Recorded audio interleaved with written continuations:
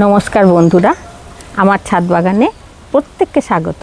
বন্ধুরা, আজ আমি আমার থাম্বনেল আর টাইটেল দেখে নিশ্চয়ই বুঝতে পেরেছেন আমি আজ কী দেখাতে চলেছি। হ্যাঁ বন্ধুরা, টগর গাছের পরিচর্যা এবং কীভাবে আমি টগর গাছে এত সুন্দর ফুল ফুটিয়েছি, একদম রোগমুক্তহীন গাছে, তা আমি সেই সম্বন্ধে বলবো। তা আপনারা সঙ্গে থাকুন। বন্ধুরা দেখুন, এটা আমার ছোট মিনি টগর। বৃষ্টি স্নাত হয়েছে, কি সুন্দর কুড়ি আসতে ধরেছে। এটা আমি আমার বাগান বাড়িতে বসিয়েছি। প্রথমে টবে ছিল, বিশাল বড় আকার ধারণ করছিল, ওই জন্য আমি একে বাগান বাড়িতে বসিয়েছি। আর এটা দিয়ে পুজো হয়। এইটা হচ্ছে মিনি টগরের থেকে একটু বড়, আর পাপড়িগুলো মোটা মোটা। এটা 2-3 দিন থাকে গাছে, একদম পচন ধরে না। ঠাকুরের কাছে রেখে দিলেও এটা শুষ্ক হয় না, খুব সুন্দর দেখতে। আর পাতাগুলো সবুজ, একদম সতেজ। এটা আমার ছাদ বাগানেই রয়েছে। প্রচুর কুঁড়ি আসছে এই বৃষ্টির পর। আর 2-4টে করে প্রত্যেক দিন তুলি আমার দেবালয়ে দেবতাদের চরণে দেওয়ার জন্য। আমার গোপালকে দিই। দেখুন গাছটা কেমন ঝাঁকড়া হয়েছে, কত সুন্দর লাগছে। আর এইটা হচ্ছে বৃন্দাবনী টগর। আমি ঠিক ভালো নামটা জানি না, সম্ভবত বৃন্দাবনী টগরই হবে। ফুলের আকৃতিটা একটু ছোট, কিন্তু গঠন খুব সুন্দর, একদম ছোট্ট প্রজাপতির মতো। দেখুন, খুব ভালো লাগে এটা। এই টগরটাও খুব সুন্দর। এটা হচ্ছে রানী টগর। এটা খুব সুন্দর, দেখুন একদম মানে প্রস্ফুটিত হয়েছে পূর্ণরূপে। আর বৃষ্টির জল পেয়ে সবুজ সতেজ পাতাগুলো। এটা আমি প্রত্যেক দিন তুলে আমার দেবতার চরণে দিই। এটা ছোট্ট ডাল থেকে আমি করেছিলাম, তারপর বৃহদাকার ধারণ করেছে। পিঞ্চিং করে করে মাঝে মাঝে আমি ঝাঁকড়া করি, কিন্তু বারে বারে পিঞ্চিং করলে কি হয়,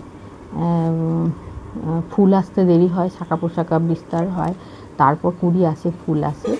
এই দেখুন, এদের কিন্তু 5 থেকে 6 ঘন্টা রোদে রাখা দরকার। আর বিশেষ পরিচর্যার দরকার হয় না, দুবেলা একটু করে জল দিলেই হয়, বৃষ্টির জলে। পুরা আমি ছোট্ট একটা ডাল কেটে এনে লাগিয়েছিলাম প্রথমে, ছোট্ট একটা গ্রো ব্যাগে। তা ভেবেছিলাম হয়তো হবে না। তারপরে বর্ষার সময় লাগিয়েছিলাম। তারপরে বর্ষা যেই চলে গেল, শরৎকাল আসলো, তখন দেখলাম ছোট ছোট পাতা এর থেকে অঙ্কুরিত হয়েছে, ছোট্ট গাছটার থেকে। তখন আমি দেখলাম এটা তো বাঁচবে, তখন যত্ন করতে লাগলাম। তার আগাছা তুলে দিলাম, মাটিগুলো খুশে দিলাম। তারপর দেখলাম 4টি পাতা, তারপরে 8টি পাতা, 12টি পাতা, এইভাবে গাছটা এরকম হয়ে গেল। তখন আমি ছোট্ট গ্রো ব্যাগ থেকে 4 ইঞ্চি টবে তাকে প্রতিস্থাপন করলাম। তখন দেখলাম ঝাঁকড়া হয়ে গেছে, আর 4 ইঞ্চি টবে রাখা চলবে না। তখন আমি নিয়ে এরকম একটা বড় টবে, এই দেখুন এরকম বড় টবে প্রতিস্থাপন করলাম। তারপর গাছটা এরকম ঝাঁকড়া হতে লাগলো। আর এর মাটি দিয়েছিলাম আমি, মাটি বিশেষ কিছু মানে সারের দরকার হয় না, ওই জন্য সাধারণ বাগানের মাটি 50% দিয়েছিলাম। 10 ভাগ বালি, একটু পাতা পচা সার, একটু টাইকোমা ভিরিডি, আর একটু নিম খোল, এইসব দিয়ে মাটিটা প্রস্তুত করে একে লাগিয়েছিলাম। তারপরে তত্তর করে বাড়তে লাগলো।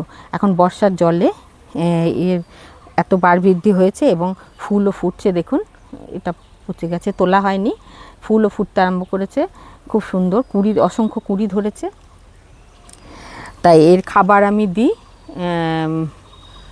একটা মিক্সড মানে জৈব খাবার, অমৃত সার আমি তৈরি করি। ডিমের খোসা, কলার খোসা, সর্ষে খোলের গুঁড়ো, একটু হাড় গুঁড়ো, একটু নিম খোলের গুঁড়ো দিয়ে ওটাকে মিক্সিতে পেস্ট করে ওটা করে রাখি। করে রেখে একটু জল ছিটিয়ে দিয়ে আমি কৌটোবন্দি করে রেখে দিই। তারপর একটু রোদে শুকিয়ে সেটা মানে 12 মাস আমার চলে। ওর মধ্যে গুঁড়ো এনপিকে হয়ে যাচ্ছে ওই সারটা। 1 মুঠো করে 15 দিন অন্তর দিই। আর সর্ষে খোল ভিজিয়ে সেই জলটা মানে 3-4 দিন রেখে পাতলা করে ছেঁকে সেই জলটা আমি মাসে 2 বার করে দিই। তাতেই এত সুন্দর সবুজ পাতা, সতেজ পাতা দেখুন। আর মাঝে মাঝে বিশাল আকার হবে তো টবে, সেই জন্য মাঝে মাঝে আমি এইভাবে কেটে পিঞ্চিং করে দিই, তাহলে গাছটা ঝাঁকড়া হবে, ওখান থেকে 4টি 8টি 16টি পাতা বেরোবে। এইভাবে আমি পিঞ্চিং করতে থাকি।